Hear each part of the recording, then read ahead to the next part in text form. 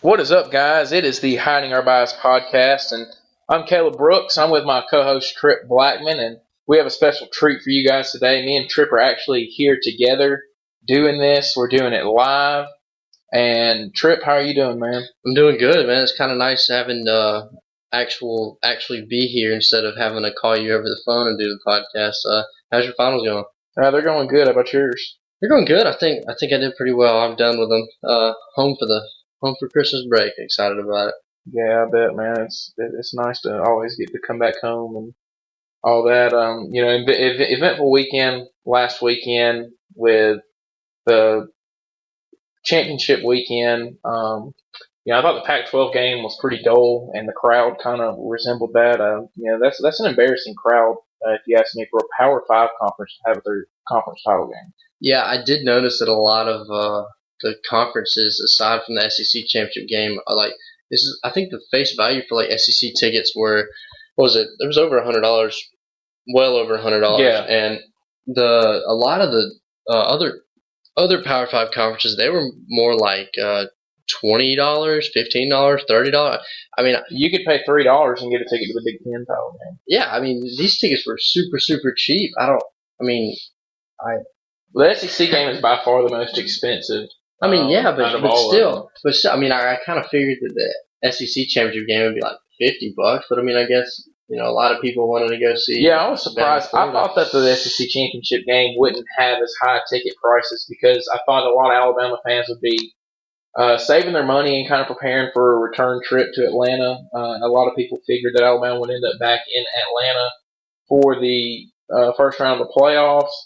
So I was kind of surprised that there was as many Alabama fans at the game and that ticket prices were as high as they were for that game. But the attendance for the Pac-12 game was just very, very embarrassing. But I thought Oklahoma State, while that wasn't a true championship game, it was for the Big 12 title on Saturday. I thought that was a very good game until the end where Oklahoma pulled away. And, you got to credit Oklahoma. They started the year 1-2 and was able to bounce back and win out the rest of their games. And, you can't really blame the committee for not really considering them to get in the playoffs because they did lose pretty much two blowouts to Houston and Ohio State. But if you're an Oklahoma fan, you have to really like the way that your team finished the season out. Yeah, Oklahoma did really well. They took a little stumble in the first couple of weeks, but lately they really turned it on, and especially Baker Mayfield. I had him winning the Heisman. I don't think he's going to win the Heisman this year. He is a finalist, though, but he really kind of stepped it up a notch. They had D.D. Westbrook stepped it up a little bit, and they actually, like you said, they finished the season really well. They really surprised me. Clemson really struggled this past week against Virginia Tech. Yeah, second year in a row that Clemson has struggled in the ACC championship game, and kind of surprising. They've been playing pretty well. They dominated South Carolina the week before, so I was a little surprised at the fact that they did not play, up to basically Clemson standards, and they almost Clemsoned. Yeah. So, I was kind of surprised by that. The Big Ten game was by far the best one today, though, when you go by how it was played.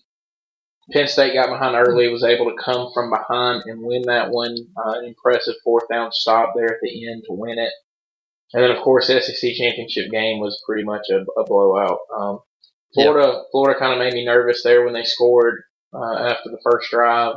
But, Bama goes 3 and out and then gets the interception, puts them in field goal range, and then gets the pick six. And never really looked back after that.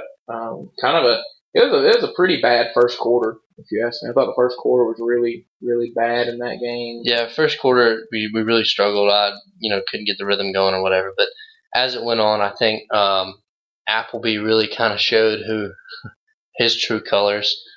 He played really well the first drive, and then after that, it kind of seemed like they started falling apart, and it was the good old Florida we know and love. But so they released the final rankings of the college football playoffs. Alabama's 1, Ohio State 2. Clemson. No, Clemson's 2. My bad. Alabama, Clemson, Ohio State, and Washington is 4. How do you think? Do you think they got it right? Yeah, I think they did.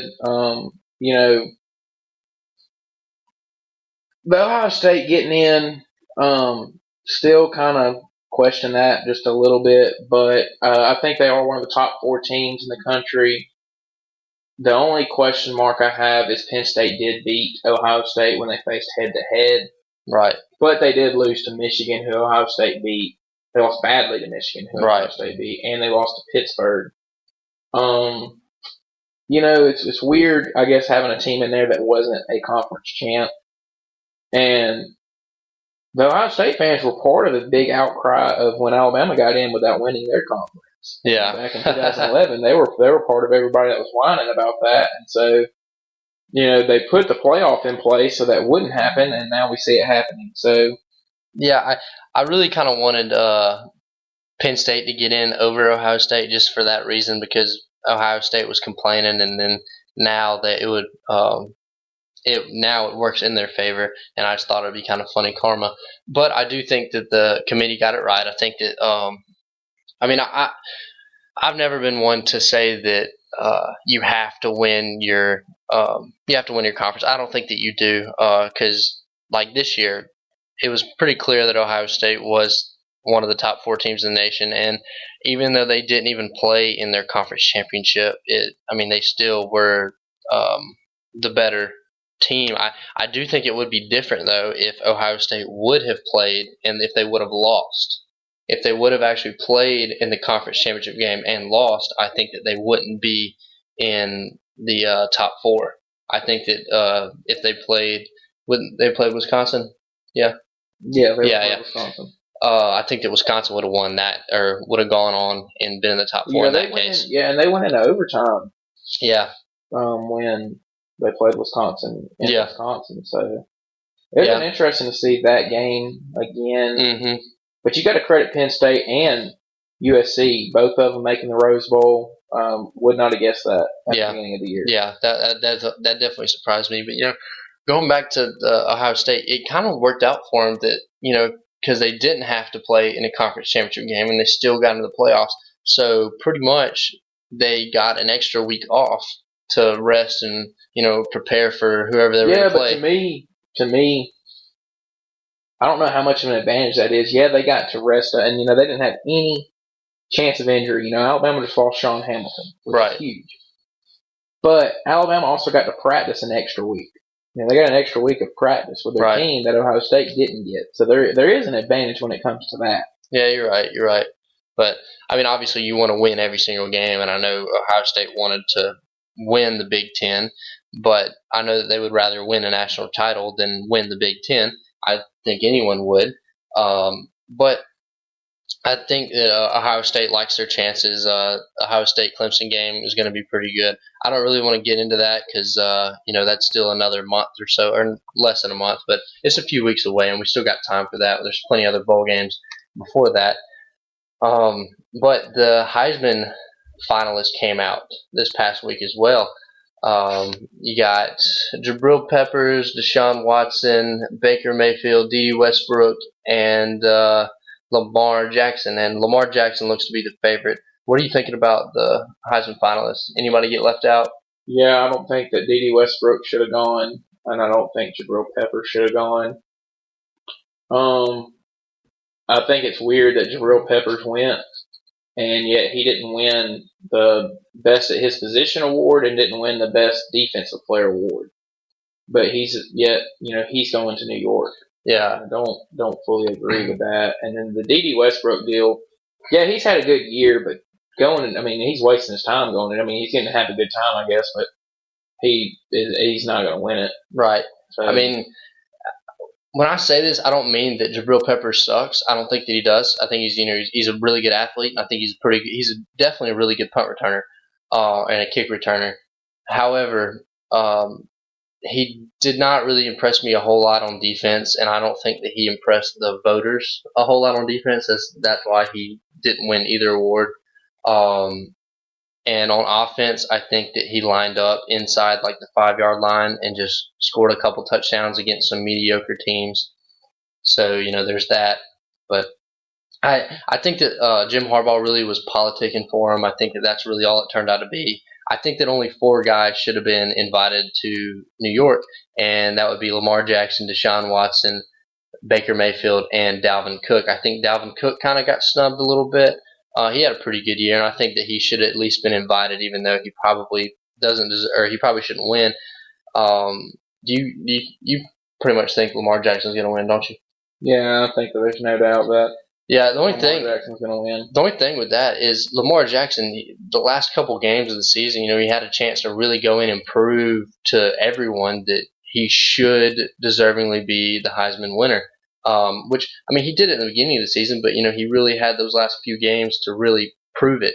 And to me, he didn't really prove, he didn't go in there and take it. He didn't take it for his.